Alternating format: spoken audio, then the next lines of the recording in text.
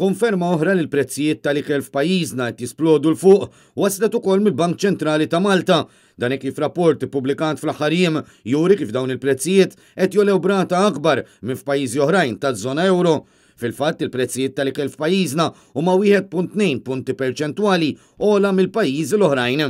Ir-rapport jagħti ħarsa lejn il-prospetti tal-ekonomija Maltija u juri kif sehem il-prezzijiet tal-ikel fl-għoli tal-ħajja din is-sena ogħla minn 1.6 punti perċentwali minn 0.2 punti perċentwali f'April tas-sena li għaddiet.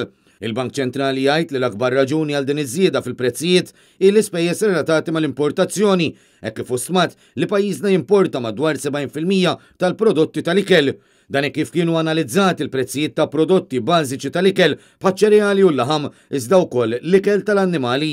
Skont ir-rapport tal-Bank Ċentrali, l-aktar prodotti li jolew bejn Jannar u April kienu tal-ħaxix u tal-frott bi 19 u 13% rispettivament, filwaqt li l-prezzijiet tal-ħobs u ċereali olew b'9% u dawk tal-laħam b'5%. Sa dan it-tant ħafna qed iħossu żidiet meta jmorru jixtru mis-supermarkets, fosthom kif il-prezz ta' fl-ixkun tal-litru żejt għall-ikel ogħla b'euro fi ftit ġimgħat.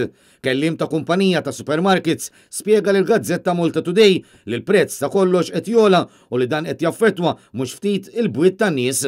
U spjega li fil-każ taż-żejt tal-ikel iż-żieda hi primarjament minħabba l-gwerra fl-Ukrajna li l-akbar produttur taż-żejt tal-ikel.